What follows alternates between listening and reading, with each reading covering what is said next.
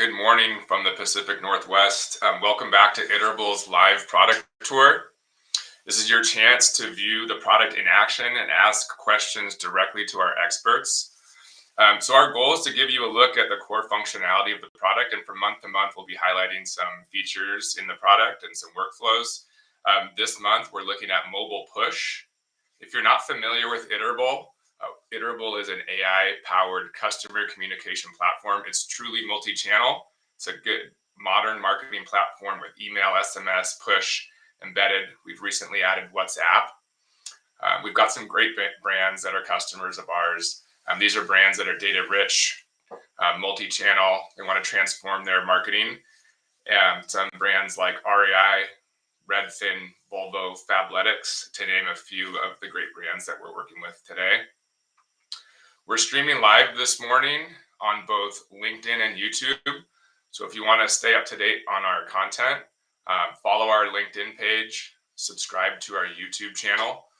We'll be collecting questions in the comments section of LinkedIn and the chat of YouTube. So if you've got any questions for Jonathan, our presenter today, we'll collect those and answer them at the end of the stream.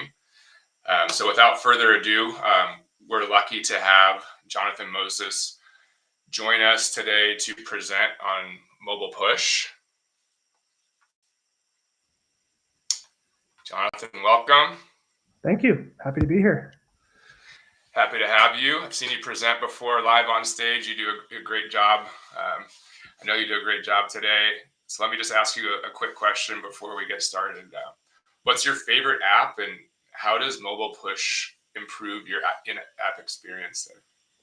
Yeah, absolutely. There's two that come top to mind. I have a 10-month-old at home, so I'm a new father. And I think for those other parents out there that have their kids in daycare, you might know of this one, but ProCare is the name of the app. It keeps me updated all throughout the day on sort of what he's doing. I get pictures on it. It also helps me with payments. And I get a lot of push notifications throughout my day to keep me updated on how my kiddo is doing. And then I think my second favorite mobile app is, tried and true, Spotify.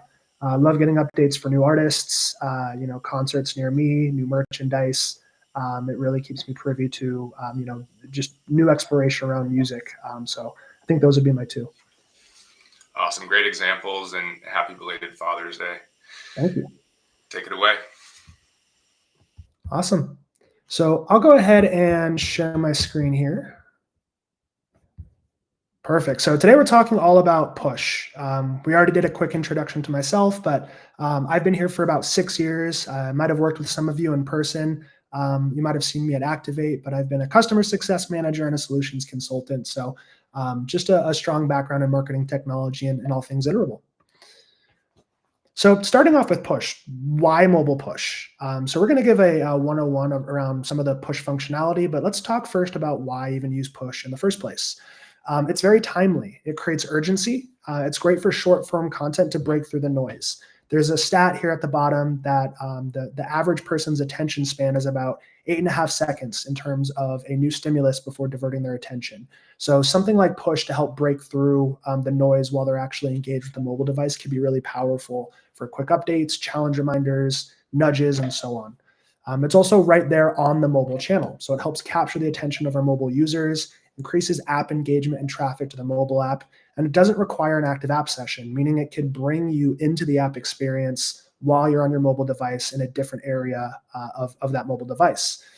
There's a stat down there, 3 hours and 51 minutes. That's the average mobile screen time for the globe. So while people are actually engaged on a large portion of their day with the mobile app, it's a great way to surface information for those users. And the last is it creates an actual experience. You experience it. It's rich. It's engaging media. It grabs your attention easily. 78% of millennials would choose to spend money on a desirable experience. So all of those kind of coupled together are great reasons why push can be an extremely valuable channel for your team. Different use cases that work really well. Again, things that build urgency. So abandoned messages that might create fear of loss. That could be not just abandoned cart through the traditional lens, but abandoned browse, abandoned booking, abandoned onboarding, abandoned sign up, abandoned transaction, even an abandoned trial, something that you can use to pull them back into the action to complete a revenue driving action such as purchase. Flash sales, building urgency and personalized call to actions around things like limited time sales, expiring deals, doorbuster deals. Also different things like coupons that have expiration dates, points, credits, birthday sale expiration at the end of this week. Low inventory, so call to action that again is built around fear of loss to drive urgency around you can only get it for a limited amount of time. And then even status updates, different things like you've earned these additional points with this purchase in person, purchase on our e-commerce site, badge earned, milestone achieved, and challenge complete. So all these are great use cases that you can implement within your push strategy. So diving into the actual Iterable platform, I'm going to move from sort of a basic push message and sort of deepen the personalization as we go, round things out with a user journey, and then show some of the reporting that you could do within Iterable around push messaging. So first, what we're looking at is a push template. You'll see we have different options here, such as different message types. Maybe I want to send a promotional push versus a transactional push. This is a really great feature here for interruption level. This will actually allow you to break through some of the settings, such as quiet time on the user's iOS app. So maybe if I want this to be passive, default is going to be active or time sensitive, I can change the interruption level. The relevance score helps me prioritize different messages that are being sent so that I might want this to have a better chance of sending within the notification summary as opposed to more of a passive priority down here below. We also have the ability to deliver silently and wake the app in the foreground. That's more of an advanced feature, but you'll see down below, we have a custom JSON payload where I can actually push JSON to the app and then have this be delivered to actually change an app, maybe an embedded message, maybe an embedded contextual app. So maybe I don't want to actually send a notification. I want to wake the app and change something in the app based off of a push message. A little bit more of an advanced feature, but you have that option there as well. Down here, this is where we can actually start building the push message itself. So in this case, we are looking at Iterable. As a lot of you have heard or participated in at different Activate sessions, Iterable likes to demonstrate products through our made-up fitness company. It is Iterable, so that offers fitness virtual workouts. It's a lifestyle brand as well as offering pro fitness gear. So in this particular push message, maybe I want to say something like elevate your fitness journey. Based on your goals and preferences, we've handpicked products just for you. And so if I were to click on shop now, that would actually take me to a recommended article or recommended gear on the actual site itself, which takes me to the actual action of engaging with this push message. So I can choose to open the URL, and this is usually a deep link that could take me to a specific curated part of the app experience. So in this case, if I were to click on it, maybe I would put a deep link there that takes me to specific gear that is tied to my user profile's favorite workouts category, for example. Or we could just choose to open the app. We could also do custom action buttons. So something unique with Iterable is I can customize these buttons to be whatever I want. Our SDK will handle displaying that text in the actual action buttons itself. You'll see I have different options like just a normal button that can open another deep link. I can choose to open the app, or I can do a custom action. I could also do destructive buttons if I wanted to.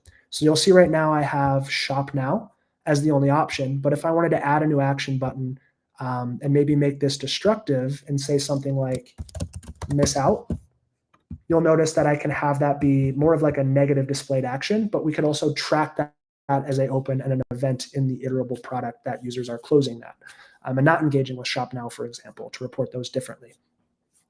So that's a little bit about the actual template build process. You'll see that I can have the notification show as expanded versus collapsed to get the different look and feel before I actually send the message. And of course, I can always preview this message with data or send a test message to a test app. Now, moving deeper into different use cases within Iterable, this is going to be a more personalized push message that's actually going to build fear of loss. So we have a CTA with a clear deadline. New gear drops June 22nd.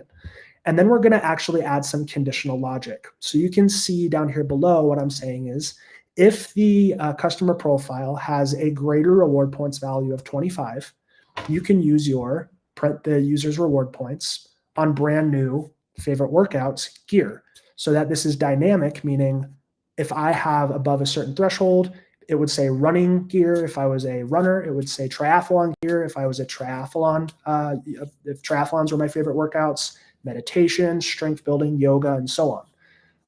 Or what I'm going to conditionally say is if the user doesn't have enough points for that threshold of getting discounts, sure, you have no points yet, but you can earn them fast by completing your virtual workout before the gear launch. One really helpful feature to do this within push notifications is using our dynamic content builder. So we use handlebars as our language, but if you didn't want to code the actual push message itself, you'll see that I can actually use these conditional properties where I can find a property in here. For example, rewards points, if I had enough, let's say greater than 25, say this chunk of text, pull in this chunk of text via a snippet, otherwise say this other bit of text. So we make it very easy for you to build these conditional logic variables in a template with no code. And then last thing to call out here is I have a GIF. We do offer rich push notifications, so you could get some movable actions just like these little characters I have here doing different workouts. So then as far as the final result goes, this user has 120 points. So we're going to say you can use your 120 points on brand new running gear or earn more points by completing virtual workouts now.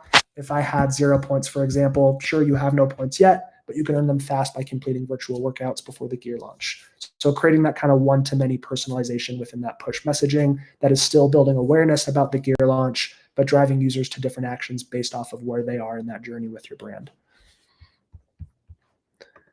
Another great example we talked about are status updates. Now that maybe this user is in a virtual workout, we want them to go ahead and log their results. So in this particular case, don't let your amazing streak end. Your latest push-up count is 35. Can you beat it today? And you'll see that that's coming from a push-up count variable from the user profile. And then I have those custom action buttons down below where I can log a new count, or I can get creative and say, maybe I want to do a skip day. The last example I want to show is actually weaving together catalog and push notifications. So catalog, for those of you who don't know, is a way to store a data table, a metadata table of all different products, different services. You can also use it for things like localization, custom branding. But in this case, what we're doing is storing a catalog of different products that are being launched on that made up Pro Gear launch date. And so what we'll do is recommend the right product for the right user based off of their favorite workout value. So this is going to be a highly dynamic template. Down below, you can see I have a catalog query that's pulling in products, pulling in the name, and then the description of the product. So it's unique to each individual user. And I'm also pulling in a specific image URL so that the product will display. And then also saying new favorite workouts gear. So it'll say new running gear, new triathlon gear. The way that we orchestrate the right products to show for that user is through our collection builder. So this makes it so that any marketer can go ahead and build a personalized message by aligning the type from the catalog must equal a custom value product, and then the category must equal their user profile favorite workouts. So that way the end result, if a user has a favorite workout is triathlon, new triathlon gear, it'll show the Camaro Revo overall 3mm wetsuit, built with high neoprene materials specific to triathlon users. As opposed to if my favorite workout is something like running, you'll see down below here that I'm going to get a different message, new running gear, and I'm going to have the fitness smartwatch, purpose-built GPS running smartwatch that helps you meet your goals with personalized training plans. And then if I were, specific to yoga as a favorite workout, meditation, core strength building, you can pull in different products dynamically based off of that logic I showed within the collection builder. So in this case, we're weaving together, again, push with another product that we offer called catalog.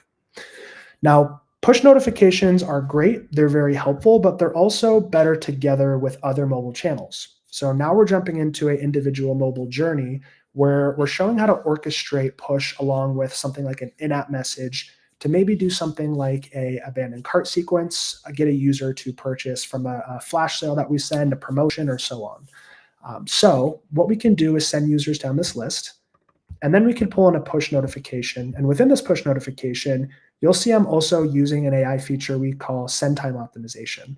So push works with send time optimization where we'll actually hold this message. And if I'm always opening my app and engaging with push historically on an individual level at say 8 a.m., but then there's another user who is really engaged historically with push at say 6 p.m., we'll actually hold that message and deliver it at the time that they're most likely to engage with it when it displays and they're most historically engaging with their mobile device. a great way to boost engagement and a great way to get more at-bats for conversion.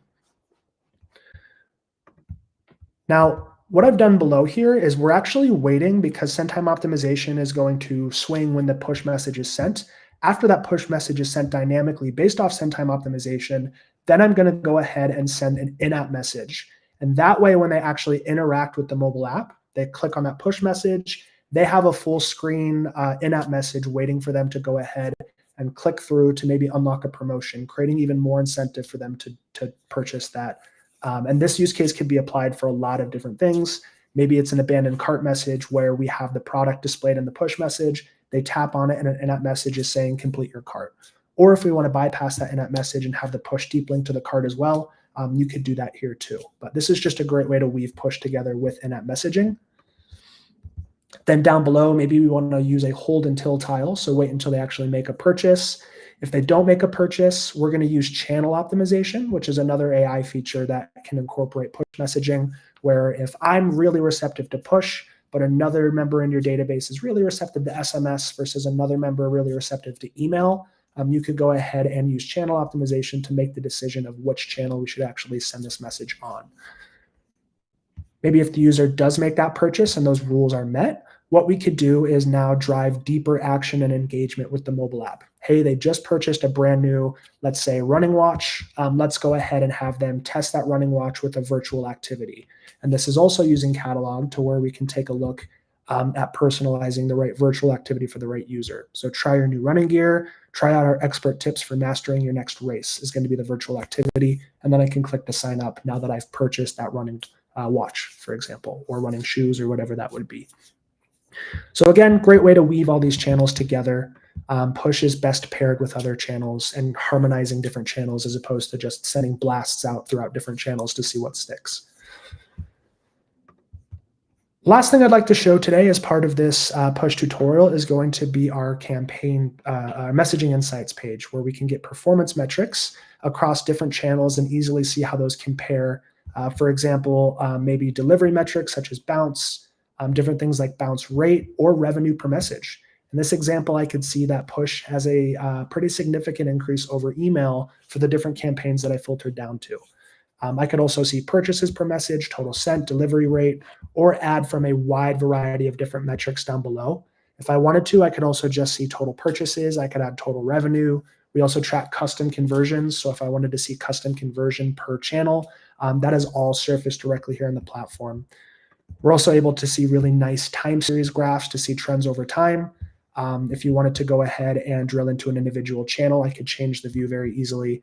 And then the last feature to show that I think is really impactful here is our segment analysis feature, where I can actually take a look by maybe device types, how I'm performing across these different channels. Or if I wanted to look at something more demographic, I could look at, states that we're performing best in, regions that we're performing best in, or really any profile attribute that I'm storing on the user profile. It could even be customer segments, lifetime value, and so on. So a great way to use messaging insights to see how my push campaigns are performing across push and different various channels. That's it for today. So again, the meaning of this conversation was to talk about different strategies for how to use push, creative ways to create templates and different variables that create dynamic experiences with push, weaving them together with other channels, and finally taking a look at reporting. Thank you all for your time. Awesome. Thanks so much, Jonathan. I've got a couple questions for you here. One looks like it's from an existing user. So the question is, we use STO already. Are there AI capabilities we should be aware of in Iterable, or other AI capabilities we should be aware of in Iterable to enhance push messages? Yeah, absolutely. So we covered a couple of them. We looked at send time optimization, as you mentioned, you're already using. We looked at channel optimization. Other areas where you can elevate the push experience with the AI suite offered in Iterable might be frequency optimization. That's going to look at sending the right cadence of messaging, that frequency sweet spot on an individual user basis, where I can actually set a range between, let's say, 1 to 10 messages a week. And then on an individual basis, based off of how you've engaged historically, it'll send that right amount and then cap that message frequency based off of, again, we're driving the most messages to increase the chance of conversion, but not risk an unsubscribe. I think another area where you can use AI very well and strategically is our predictive goals feature, where we can actually look at users most likely to convert on any given goal. And one area that I could see being really impactful is most likely to purchase, let's say in the demo we were just showing. And instead of sending a message that recommends a product to a user who has a low likelihood to purchase, you can use that as a conditional variable to maybe educate the customer on the brand a little bit more, as opposed to if they are really likely to purchase, then I'm going to go ahead and send the product recommendation. Maybe if they're right in between, that's where I spend my promotional dollars. So I have educate the customer, send a 10% off promotion, or if they're most likely to purchase, just send a product recommendation. And that's using AI to determine what CTA essentially we should put in a push message. I think those are great places to start. Yeah, super powerful. The last question I've got for you here is: does Iterable offer selective push? Yes, we actually do. So if you had multiple different apps in the actual platform per individual campaign, either be that a blast campaign or a journey, you could actually use selective push to determine which mobile app it targets. So yes, that is offered in Iterable. Awesome. Those are the questions we have. So thank you for those of you sending in your questions. If you have any questions for our team, you can get connected with our experts at iterable.com/demo. That's what we have for you this month. We're excited to see you next month for our next live Iterable product tour. Thank you. Thanks.